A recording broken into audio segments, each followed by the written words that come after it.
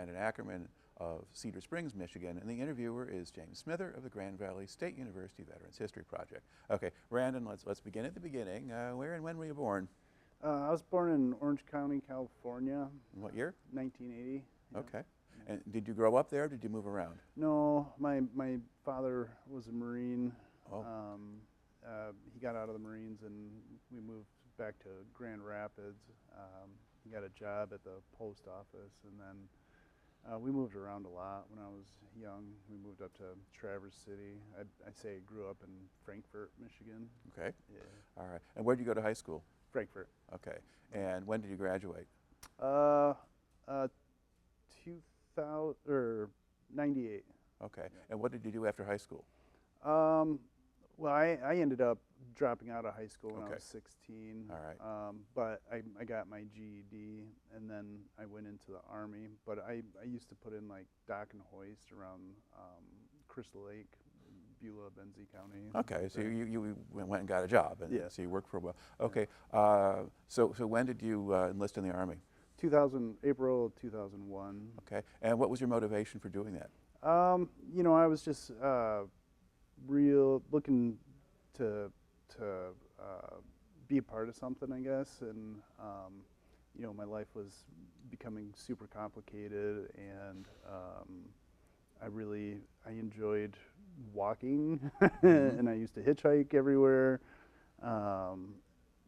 So I decided that I wanted to be an infantryman in the Army. Yeah. Okay, because your dad was in the Marines. Yeah.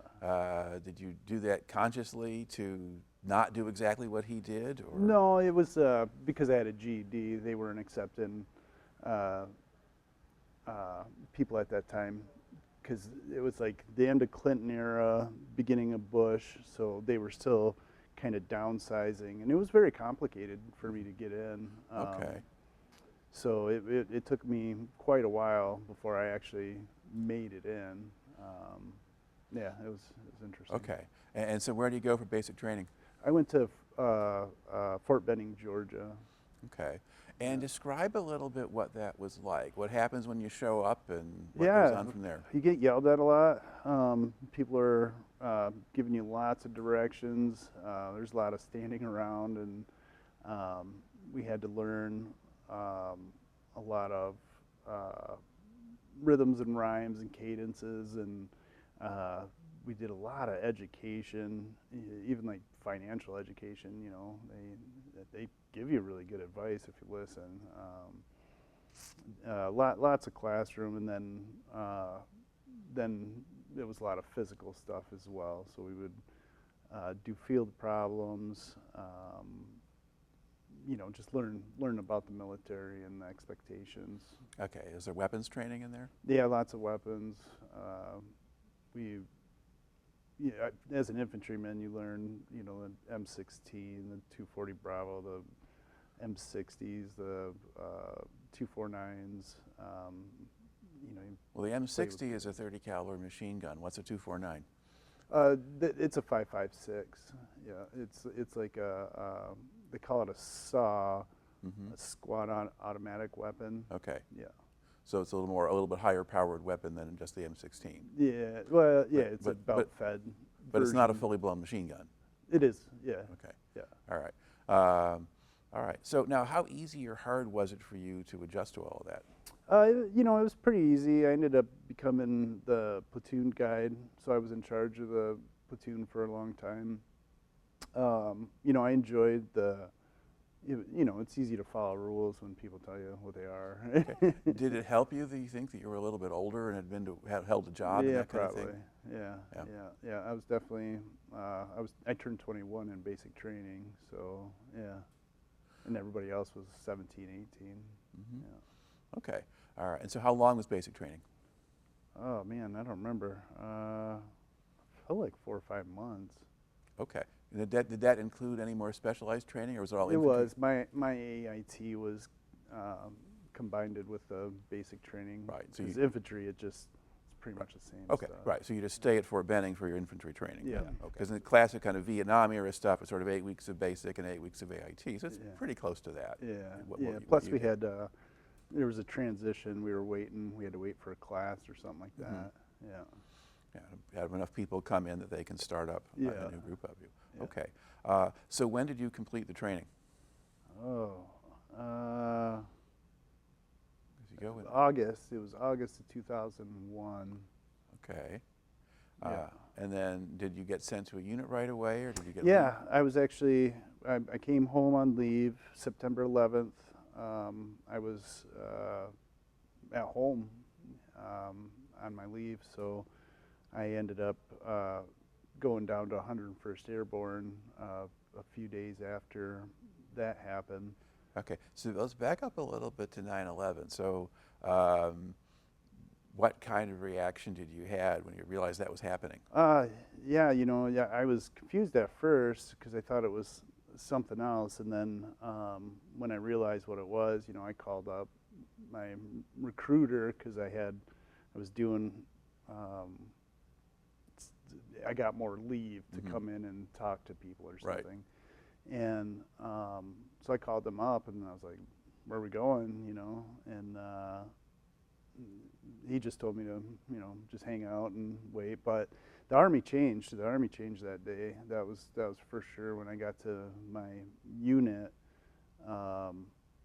they had TOW-2 missiles, they had Apaches, they had everybody at the front gate. So it was a different environment immediately. It got real. Okay. So what unit were you assigned to, and where were they? So I was in 101st Airborne out of Fort Campbell, Kentucky. I was in Bravo Company, 3rd of 327 Infantry Division. Well, regiment, but Yeah. okay. And so what kind of reception do you get when you arrive there?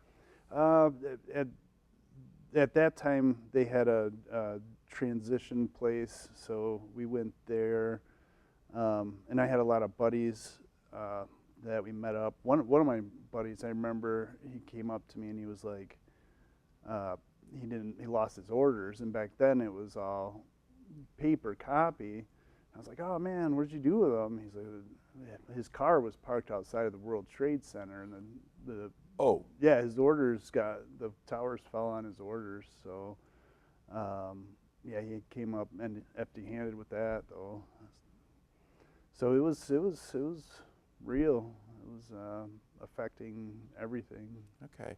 Now, the men in the company that you joined, were they mostly relatively new recruits in their first hitch, or did you have guys who'd been there longer? You mean in the unit? Yeah. In the unit, it's wide variety. Upper leadership had been there a while, and then I had a bunch of newer guys as well. So it was very diverse. Okay.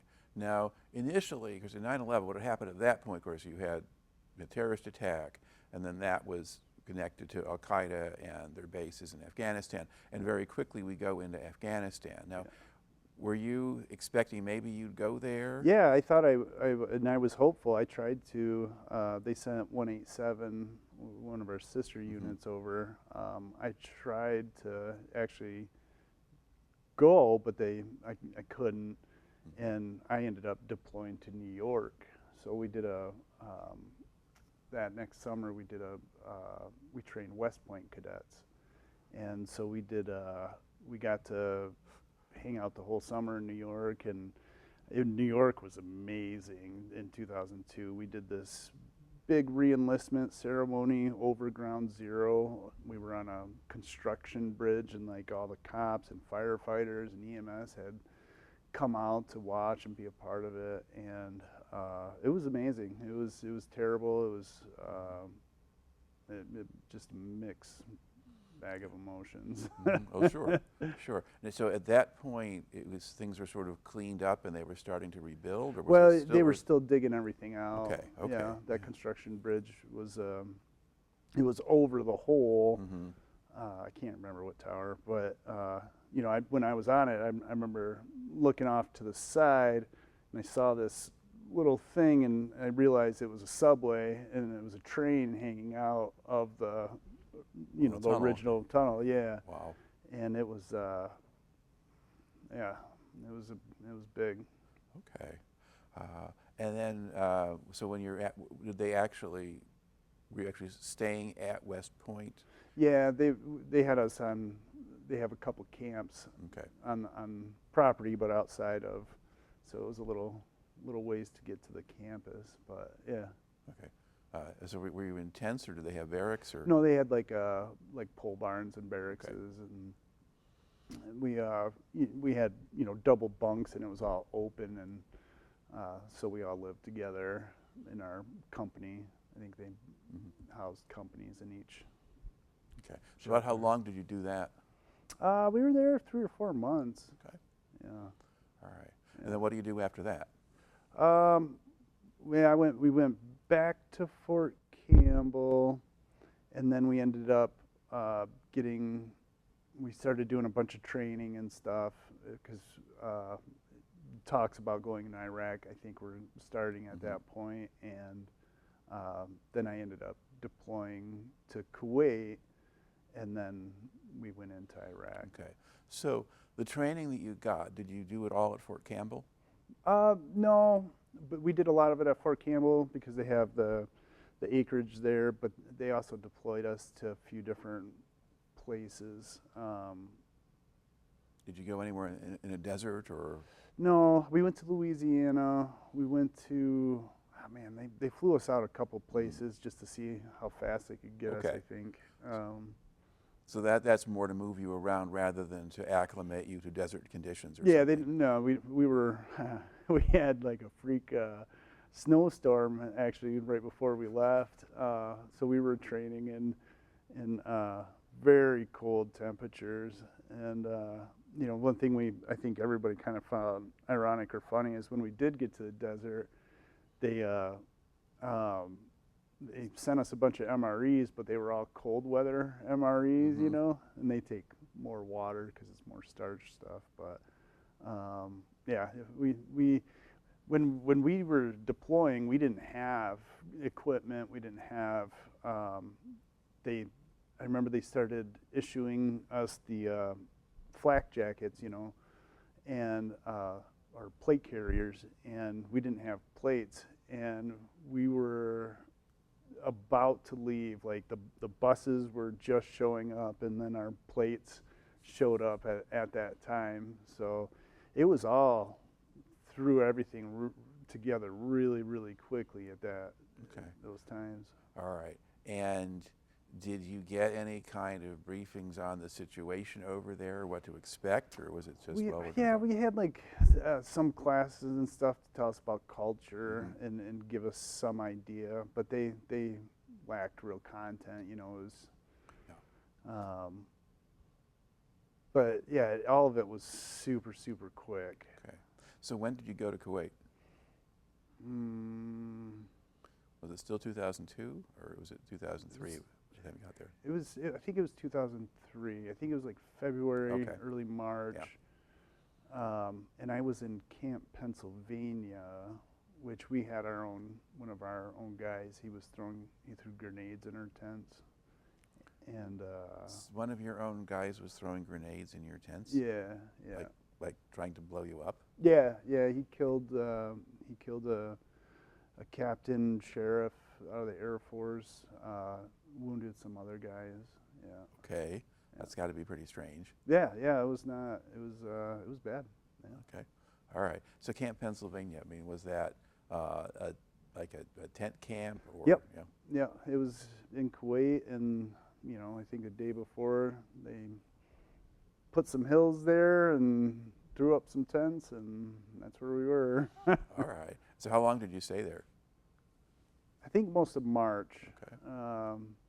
And then we deployed from there into Iraq on the invasion. So what was living in that camp like? Well, it was we were doing a lot of training, and then we were doing a lot of we were learning so much. We started having interactions with the local community because we needed supplies. I remember, when you go in, you kind of feel like everybody's supposed to be enemy, because that's what the Army is. They don't teach you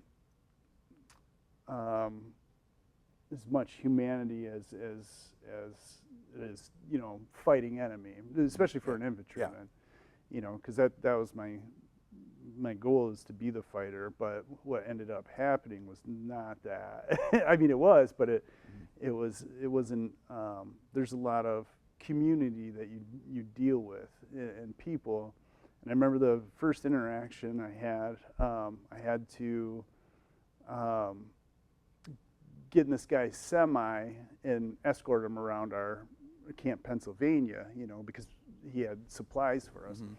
And I remember this guy, he just looked at me, and I think I was looking at him pretty intensely, and he was like, "Hey man, look, you know, Bush is crazy, Saddam's crazy, me and you, we're cool," you know. And I was like, "Oh, all right," you know. But I hadn't, you know, thought that deeply into what those experiences would have been at that time. So, and of course, if you're in Kuwait, I mean, we were pretty much the good guys. Yeah.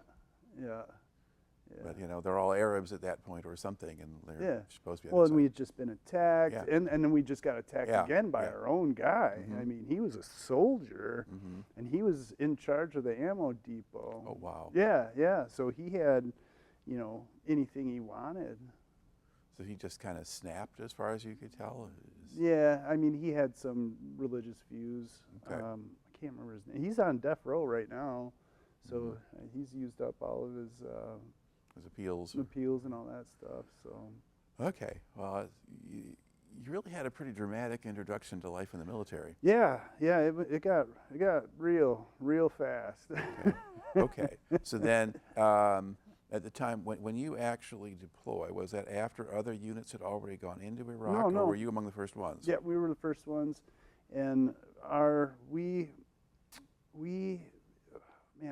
got attached to different groups. You know, I can't remember how it perfectly worked, but for us, we Bravo Company 327, we were tasked with first taking over on Najaf airfield. So we did that. And did you go in by helicopter, or did you drive in? Yeah, they dropped us off in like the middle of a desert. We spent the night, and then we ended up walking in to that airfield. Yeah. All right. Did you have any opposition at that point? Yeah, it was. You know, that walk was something I'll think I remember forever. It was, you know, there had been battle. You could see there was like buses turned over. There was like a power plant that had a huge hole in it. You know, as we were walking up to the airfield, they made the plan like World War II stuff. You know, so they prepped the airfield with artillery. So we had artillery coming over us, and when I got up, because I think I was pretty close to the front, I remember coming up to the gate of the airfield, and you know, in my mind prior to actually being a part of it, you know, I thought everything would be loud, but like, man, we had this like tank come out of nowhere, you know, and this tank's our tank, but I mean, I would have never heard it, but it just like flies over this bank, and it had some breaching things on the front of it, and it went through the wire, you know, to break down that fence, and then we went in, and you know, there was people living there. There was like Bedouins. There was people that lived in mud huts and were farming and stuff. So it wasn't. I don't remember there being a lot of stuff. So there wasn't anybody shooting at you? No, not. I don't think so. Okay. Not that I had experience at that point. We did have a dog come out of a hole, and it came at my squad leader. That was a little scary. But yeah, no, that went really well. The next few days were completely different, though. We found, you know, Republican Guard and Fedayeen and Okay, so describe kind of what happens to you or what you see then at that point? Well, we made that our home for a little while, at least a few days. So we ended up, after the airfield, they wanted us to go into the city, kind of figure out what was going on. So we ended up going east the first day, I think it was east, and we got in this big firefight in this granary, and then we came back to the airfield, and then the next day we went west, and that day we got in a massive battle. It was that was a very, very big battle. Okay, when you're saying a big battle, was it just your company fighting it, or the whole battalion, or? I think it ended up being majority of my platoon. Okay. But we had several Apaches. Okay, We had TOW-2 missiles. I don't even know how many they expended. I went through majority of my ammo. My buddy got a Bronze Star. So when we were walking up, we got ambushed by this Dishka, and that's a big weapon. They use that for like anti-aircraft stuff, Okay. So was that a heavy machine gun, or did it have? Okay. Yeah, and I think those are like 30 millimeter. I'm not sure on Okay. that. Okay. So that's even a notch up from a heavy machine gun at that point. So that's like 30 millimeters is just over an inch. Yeah. So it's like it is an anti-aircraft gun. Yeah. Okay. Yeah. So that's pretty nasty. Yeah. So they had one of those mounted on this house, and then they were shooting at my buddy, and I was like the second gun team, so I was behind everybody, but I was like in this perfect spot that I didn't even realize, because I started hearing the rounds, the gunshots, so I just like took off, and there was this, sand dune, so I ran on top of the sand dune, and what I saw was this building. My buddy had returned fire with a AT-4, so anti-tank rocket. He shot the house with a rocket, and then I got up on that sand dune, and then I had a perfect position, especially for my machine gun, because I was carrying the 240 Bravo, and there was so many people. I remember there was all these apartment buildings, and I was like looking down the street, and it had a few streets coming this way, so there was several blocks I could see down. But these apartment buildings, they all had muzzle flashes coming out of them. It was massive, and I know for sure 2 Apaches completely unloaded all their ammunitions, which they carry many Hellfire missiles, the 7.62 folding fins, and they went through all of it. Okay.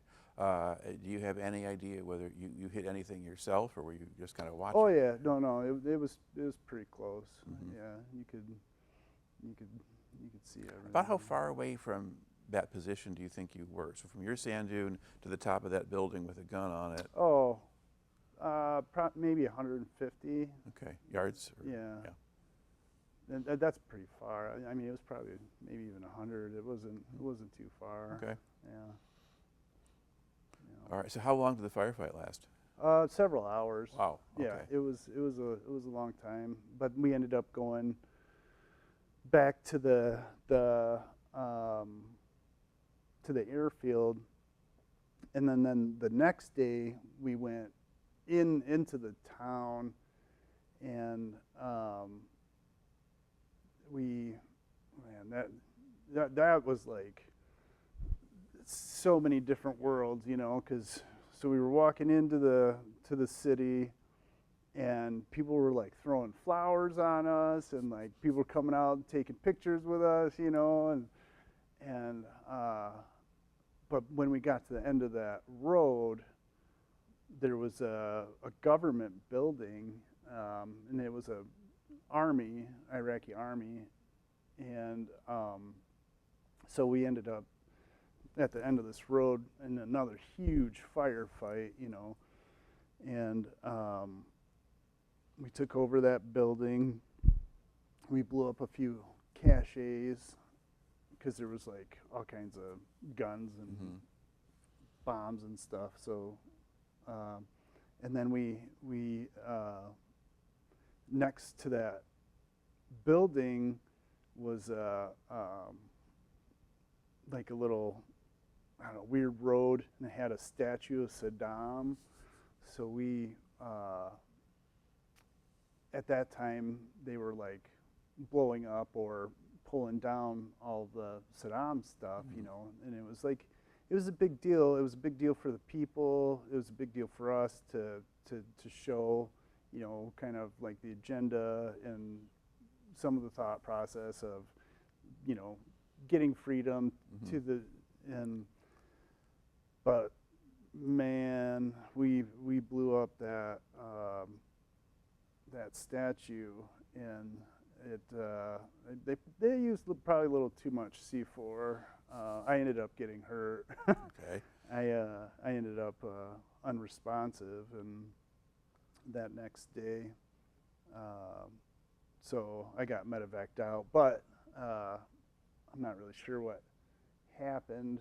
But I know I returned back to where I had left from. So we blew up that statue, and I was like the overman or the overwatch, so I was exposed when it went off, and they called, hey, 5 minutes, and I turned around and it was like boom. I was like, oh. But so after that, we ended up taking over this bridge on Najaf, and I feel like we were there for a few days, but that was a really important bridge.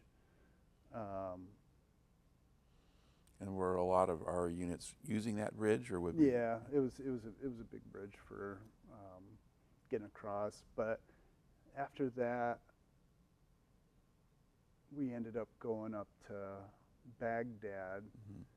I don't remember Baghdad very well. I know it was brutal, but we were tasked taken over by the Baghdad International, so kind of like the same. So another airfield. Yeah, and it wasn't too bad. I do have this memory though. I was in this soldier's hut, and we had come in. This guy's uniforms are still. I mean, he ran, I think, so it's probably good. But I remember being in his, his radios right here, everything. Wow, that's a real moment, Yeah, well, you sort of see the enemy as a person there. Yeah. Like, okay. And I suppose on some level, it had to be kind of confusing about, well, what exactly are we doing here?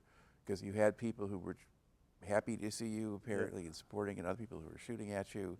Yeah, and just a strange mix of stuff that you've got to sort out in your own head. Okay. And then, about how long did you stay around that airfield? I'm not sure. We were in Baghdad for a little while.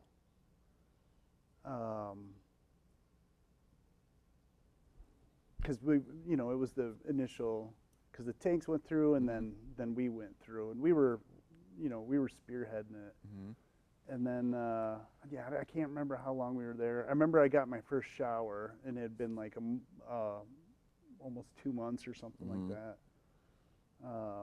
And we were just in a factory. We found we took a fire hose, put it over the railings, poked holes in it, and that was our. But they told us we couldn't shower in it because they didn't test it or something. Or like, oh man, we needed showers.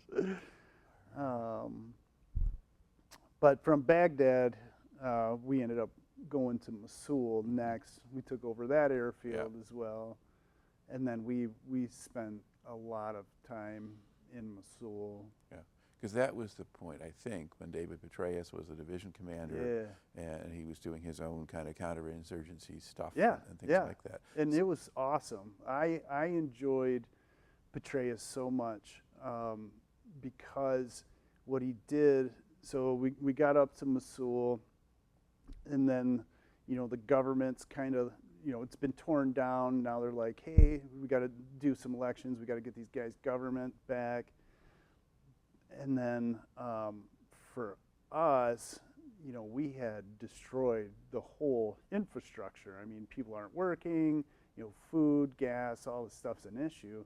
So Petraeus had us, you know, working on that. So as an infantryman,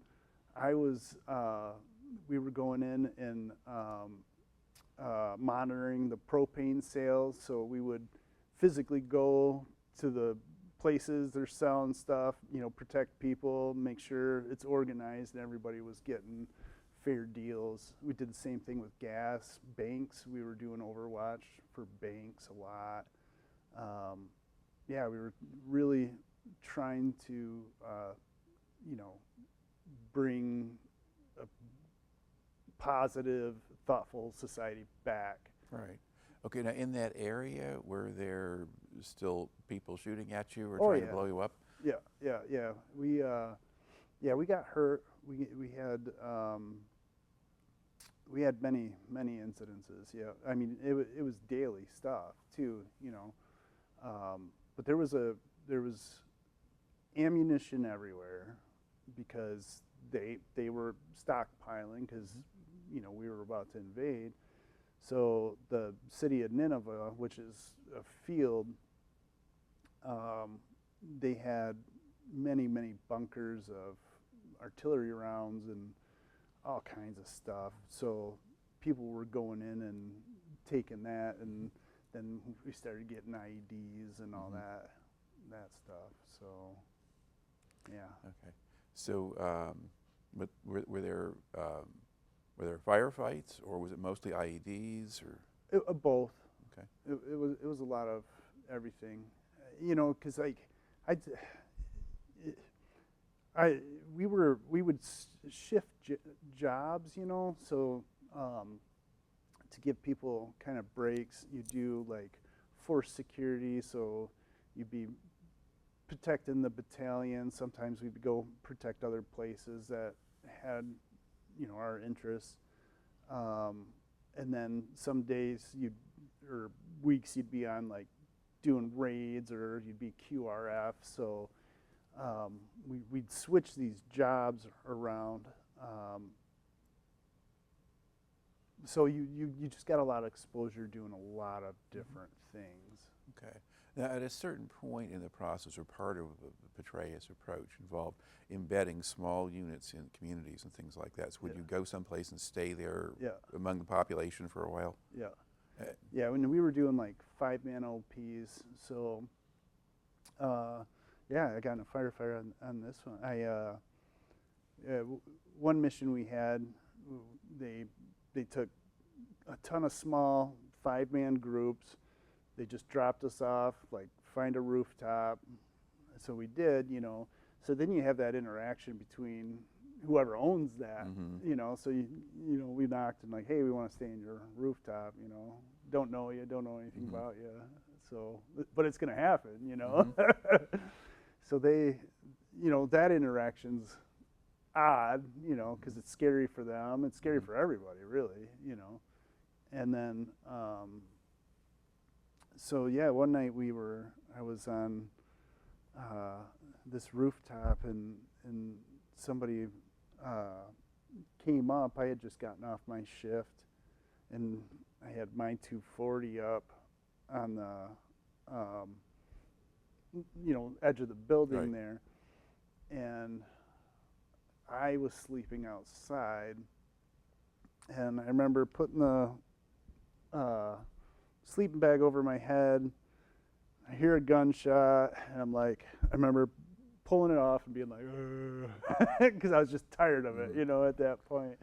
And I didn't realize he was shooting at us, because, you know, people over there, to celebrate, they just go outside and shoot their rifles and stuff. So it's not uncommon to have people shooting guns around you.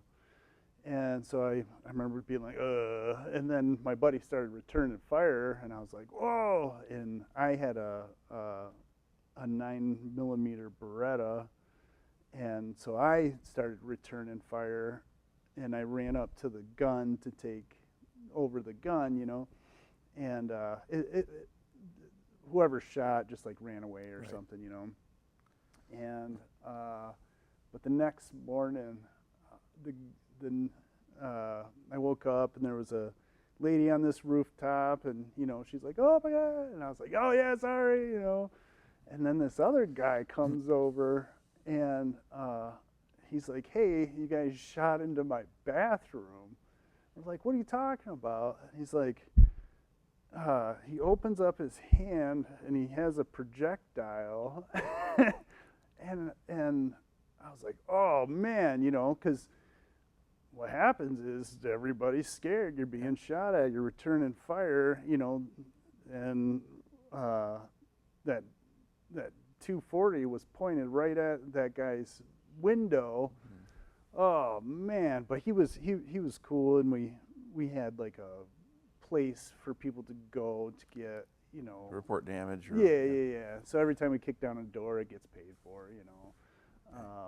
If they're not bad guys anyway. Mm-hmm. And so we gave them that information, but it just, man, that was a interesting interaction, Yeah. All right. So what else, when you think of the time you spent in Mosul, what else stands out in your memory? What other things happened? Well, I mean, we got Saddam Hussein's Uday Qusay. That was the sons, yeah. Yeah, it was called Operation Tapeworm. That stands out. That was a very big deal.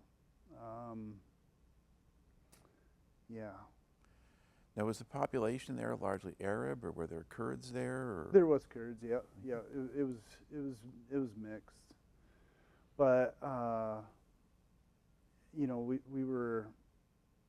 we found a lot of value in the Kurdish. They were always great to us. Mm-hmm. But we were definitely mixed within all of these places, and you could see, the interactions between, there was a lot of anger or mm-hmm. something there. So it was difficult. It was very difficult. Okay. About how long did you spend up there? My deployment was 9.5 months. Okay. And then, when did we get there? The Uday Qusay thing was July. Mm-hmm.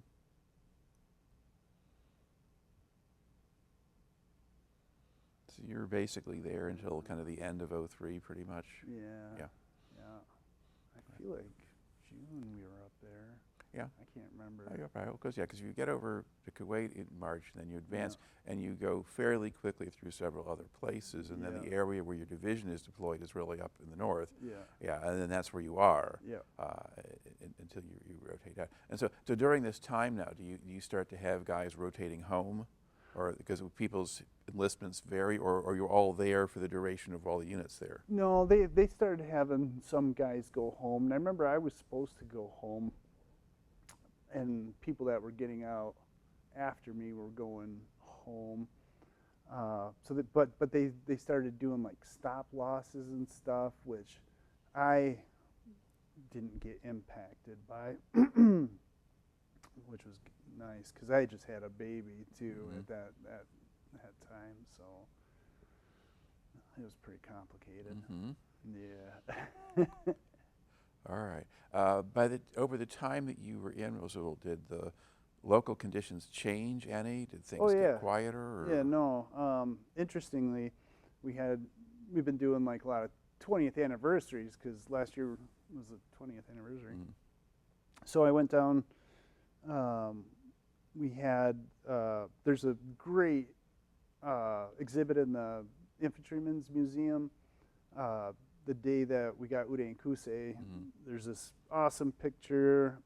They shot the last TOW-2 missile into the house, and somebody got this great picture of these 3 guys next to the Humvee. So they came and got the Humvee that day, which I didn't know that, you know, and the guys that were in the picture, they went down and they got waxed and they donated their uniforms and they got their weapons. So everything in this exhibit down on the Infantryman's Museum is the stuff from that battle. Okay. Is that museum at Fort Benning or Yeah, Fort Benning, yeah, which is now Fort Moore. Yeah, of course it might become Fort Benning again. Yeah.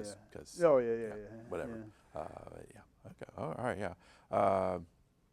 But that 20th anniversary, so we had our battalion level interpreter come from Mosul. He was a resident of Mosul, and he, you know, talked in front of the whole group about what you just asked about, the change in life. And it was amazing to hear what he said. But he said Mosul, that was the best time to ever have lived in Mosul. Like, you know, it was not going great, and then we came in and we were like fostering all this amazing, you know, lifestyle. Yeah. And he said as soon as we left, though, like Petraeus's model wasn't anymore, you know, because new people came in. The 4th Infantry Division goes in, and initially that commander didn't want to do it that way, and then although he eventually converted later on or whatever, but anyway, so that moment. But the fact is, at least that fellow was your interpreter, was still alive and could come over. And he's a citizen now, and he. Oh, so he came to the U.S. Yeah. Afterwards? Okay. Yeah, and he still works with my battalion commander and all these guys, you know. And but his perspective was that life, it couldn't have been any better from what we had brought. So that feels real good to. I mean, did he say anything about what things are like in Iraq now, or is he just? Well, when he was there last, yeah, it was bad. He said, you know, people started coming from the north, and you know, a lot of corruption, a lot of unstable environments were created after. But you know, it was good to hear though that we did have that impact where, because we were going to schools, I remember making chalkboards and doing all these things for the community. I thought that was real cool, you know. So there can be some value in what you actually went and did, and if you have to think back on it now, that's got to help. Yeah. All right. Now, okay. So then, anything else that stands out in your memory about the time you spent in Iraq before you come home? I guess what were so did you build kind of? Did you have a main base or something that you stayed on, or were you constantly out in the community? We had we were majority in the community. We were renting a place, and this stands out. So we were we were renting apartment buildings in Mosul. First we had this. I think we first had this wedding chapel. Maybe it was this other place, but I remember walking into this place, and it's like in the middle of Mosul, and you walk in, and it had this big foyer. These steps came up, you know, and then it had all these garage doors, you know, like storage garage doors, that like accordion looking. Yeah. And so we were coming in because we had just settled everything, got the rent figured out. My platoon was in there. I think some of the other company was coming in there, and my buddy, he had a 203, a grenade launcher, you know, and he put it on. We were like stacking our weapons up, and he caught like the front post of another weapon, and it like took the safety off the 203 and then pulled the trigger. So this grenade just shot in between everybody, hits one of these garage doors and falls down. So it's not a very big building, and we were just standing there like, oh, and my platoon sergeant like ends up going over and like picks up this grenade. Like it's a grenade that, you know, they have to spin Right. or something a Yeah. certain amount of times. And but he picked that grenade up and like walked it out and got rid of it. Like that's love. I don't know. Man, that wow. Yeah. All right. Okay. So, But yeah, but yeah, we were in the city a lot, and then we ended up after those places, we took over this place called El Kindi, and it was just a pole barn, a couple pole barns, and then they had a military installation next to it, which made it. okay. So were you just largely eating MREs and things like that, or No, did we you were get- eating them within the city, and then 101st Airborne, the division where Petraeus was, they took over a bunch of Saddam's Okay. palaces, and then they had a chow hall, so Okay. we would be able to get food from there. But we went and ate local food and stuff, and yeah, it was fun. Okay. Let's see. And were you able to communicate with people at home at all? I mean, how did you- Yeah, after the invasion, we got to Mosul. I got to call home from like a hotel or something, and then they, oh yeah, we had some locals come in with phones, and they had set up something so we could start calling home. But during the invasion, there was no communication. Yep. I got first letters. I think I was in Baghdad that I got. So it'd been a while, and I'm so thankful that because we got mail, and my cousin sent me this box, and I needed socks and I needed stuff, you know, and oh. It was great. Yeah, we really needed that because we were living in, you know, just holes. You know, we'd dig a hole in the ground or take over school. Or So what was the weather like while you were there? well, there was. We had a couple really big sandstorms. I remember the one in Kuwait, but we created one really because you know when the army and all the military, I shouldn't even say the army, when we moved in, you know, that's a lot of equipment, Yeah. man, and that just shot up all this dust, and then I don't really remember the storms, but we had a really significant sandstorm while we were in the invasion, because I think that really slowed us down for a minute too. But then it would get hot, and then it would get cold, and we were still in charcoal suits in the invasion too. And so I remember one day they were like, all right, you can take off the top, you know, and then we were kicking down doors and, you know, going through buildings, and it was, you know, it was pretty warm. Okay. Yeah, and you're doing that, so you'd have the plates and the vest and that kind of thing, And and you're carrying all that. Yeah, and the charcoal suit. But at night, you know, it helps out because it would get so cold, and then, you know, you'd be a little bit better protected. But during the day, yeah, it was a real bummer. All right. So now, when you left, did you leave with the unit, or did you go on your own? I went on my own, Okay. because I was ETSing and getting out. So I left few weeks before my unit came back. All right. And then how do you get back to the States? They just I just went into Mosul, and I think they flew me down to Kuwait, and then we took commercial airline. Okay. Yeah. Now, when you had come out to Kuwait, how did they get you from the U.S. to Kuwait? Because I forgot to ask that earlier. How did they get me from the U.S. U.S. to Kuwait. Yeah. Oh, commercial flight. Yeah.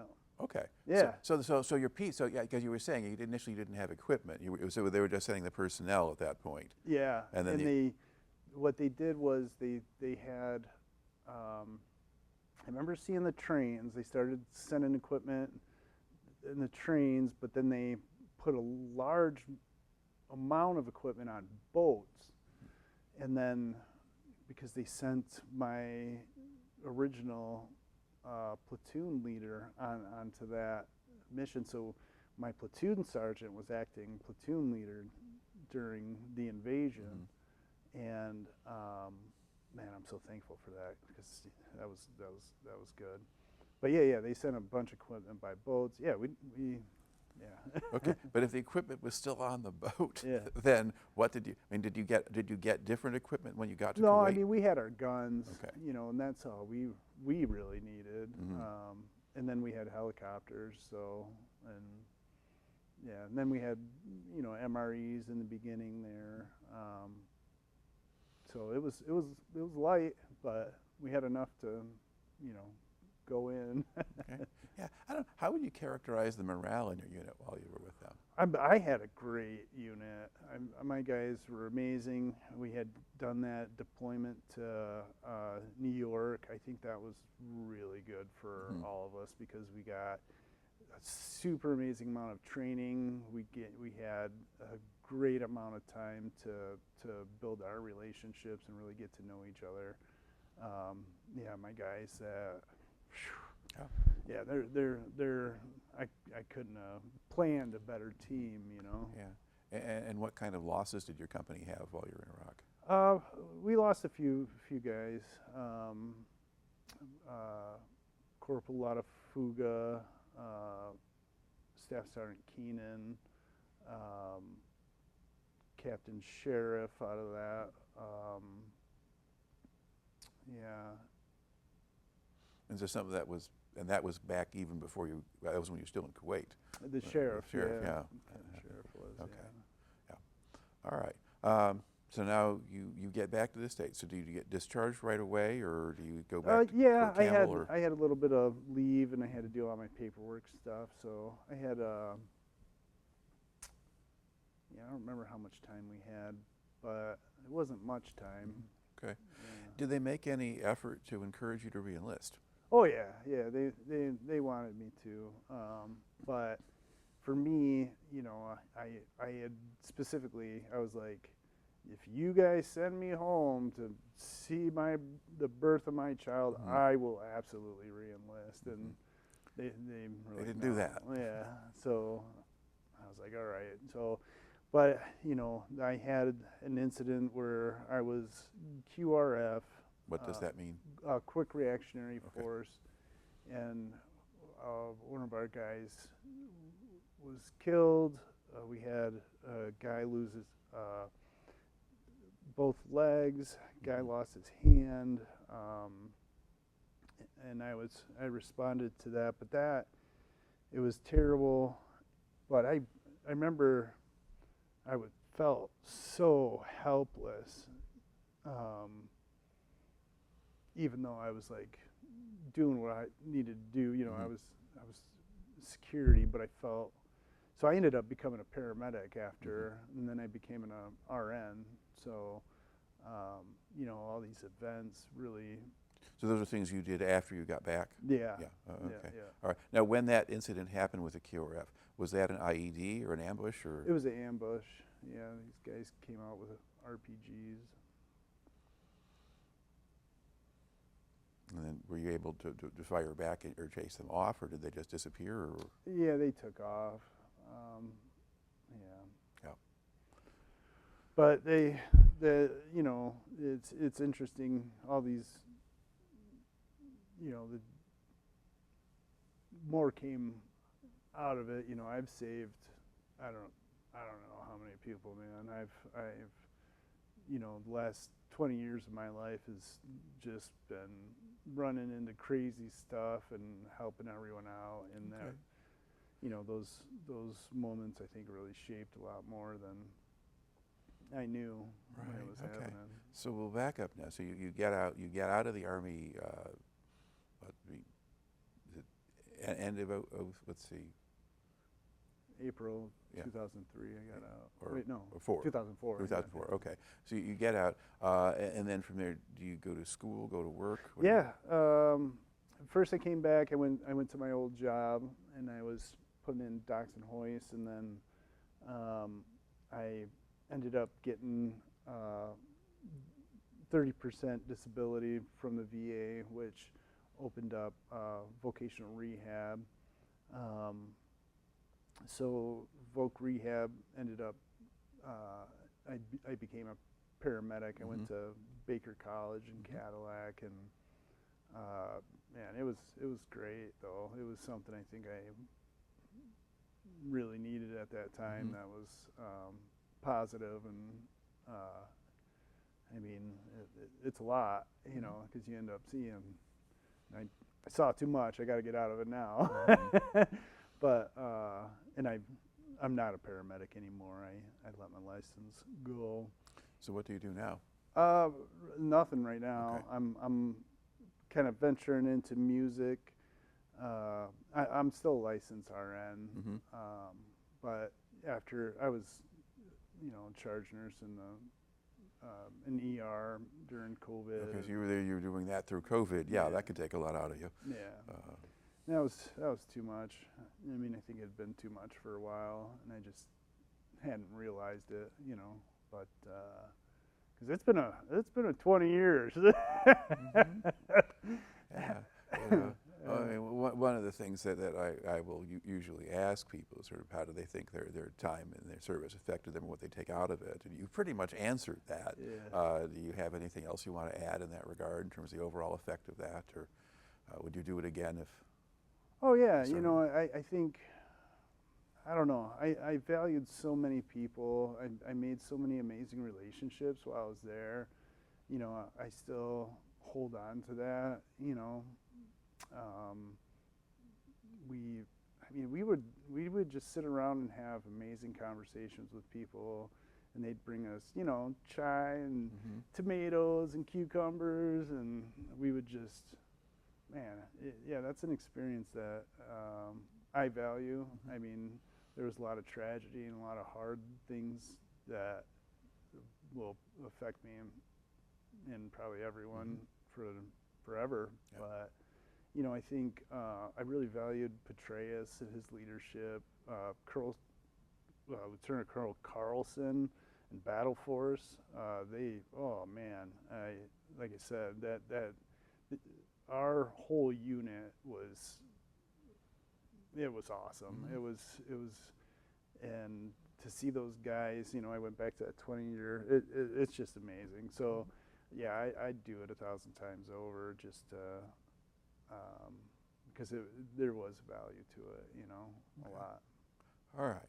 So you're interested in music, and you're involved now with a group called Guitars for Vets. Yep. Can you talk about what that is? Guitar for Vets, they teach veterans how to play guitar. It's you come in, do 10 weeks. It's 1 day a week.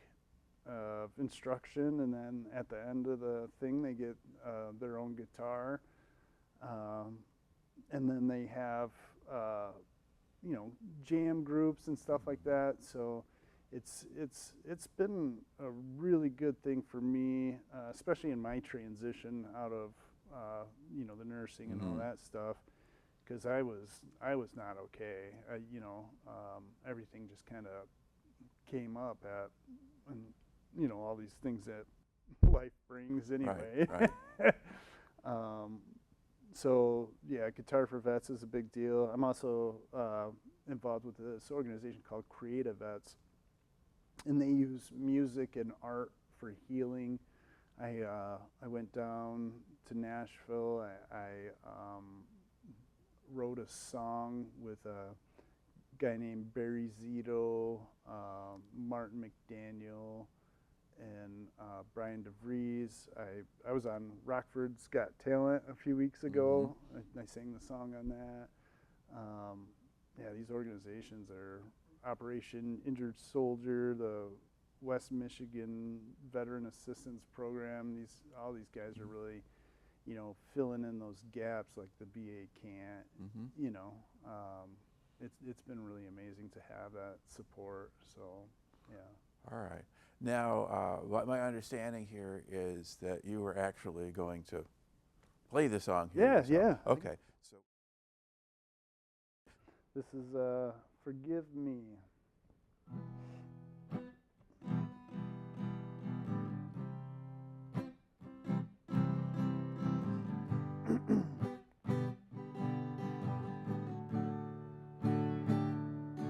I got scars that you can't see. I got stories I can't tell. There's no time for sleep when you're fighting through this hell. I ain't always been like this. Will I ever be the same? Trying to find the things I missed on the other side of this pain. They said they'd never forget, but they did. Staying in this anger ain't the way I wanna live. Deep inside I've always known there's a better way. That's a road I couldn't walk down, holding on to all of this shame. If I'm gonna get back to who I wanna be, I've gotta find a way to forgive me.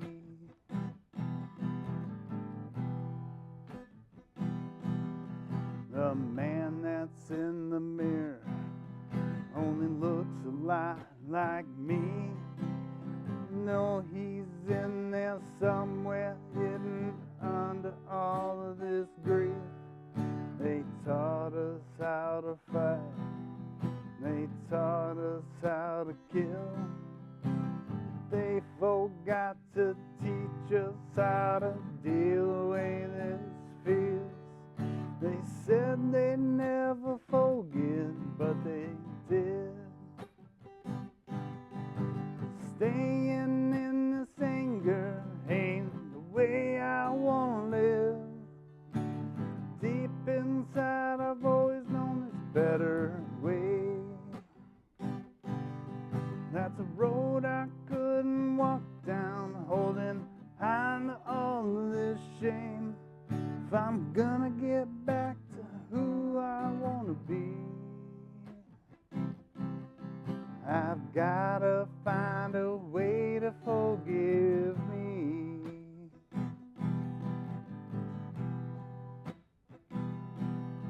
One day I'm gonna dance again.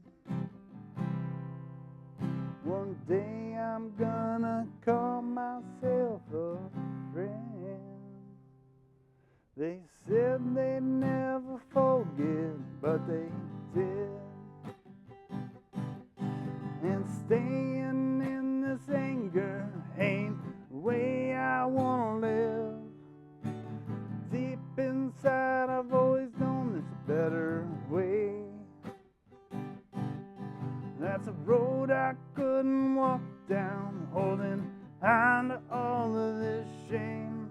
If I'm gonna get back to who I wanna be, yeah, I've gotta get back to who I wanna be. If I'm gonna find a way to forgive me. all right, that was really pretty remarkable and one of the best ways I can think of to close out a veteran's interview. So thank you very much for coming in and sharing all of that today. Yeah, I appreciate the time. Okay.